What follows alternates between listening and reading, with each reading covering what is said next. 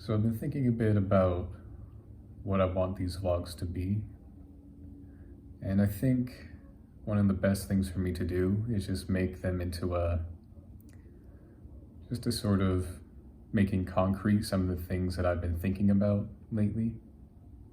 I don't know, I think that would be the most interesting way to go about it. So for this week, I'm going to talk about a book I've been reading recently. It's called The Righteous Mind by Jonathan Haidt. Well, first off, if anybody hasn't read this book, then I would highly recommend it.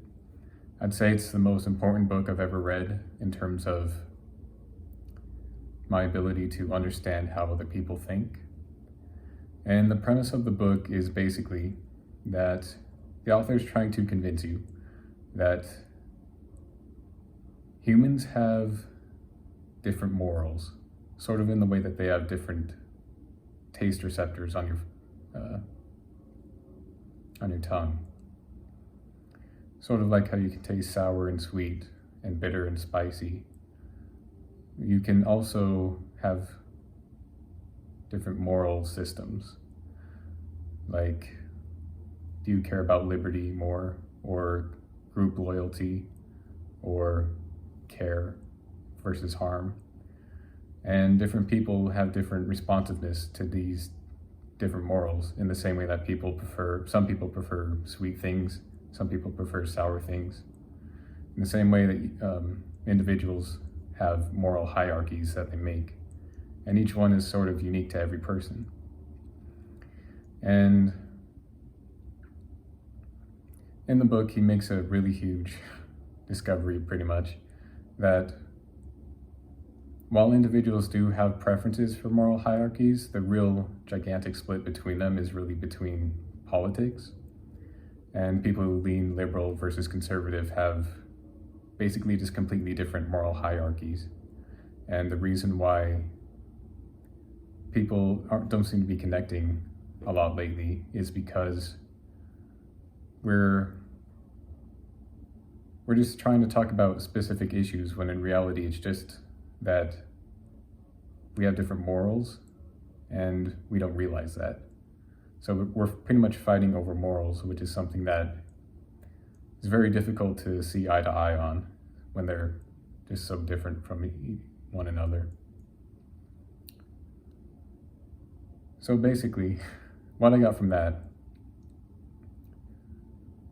is that it's really difficult to change someone's mind with like facts and logic and that type of stuff. And another point that he makes in the book is that basically our reasoning, and you can disagree with this if you want, he has a bunch of critics and whatnot, but basically that humans were developed with an emotional center, and reasoning was basically developed as a way for us to justify our emotions. And so humans are essentially emotional core beings, and reasoning was just a way for us to, I guess, justify our emotional core. And I don't know, when I learned that's made me really think about people in an entirely different way. People who think differently from me, and even people who think similarly to me. And it made me realize that because you pretty much can't convince someone to change their emotional core through reasoning, basically the best thing you can do is listen to them and try to understand where they're coming from and in what places you two can come to agreement on, and in what places you can't. And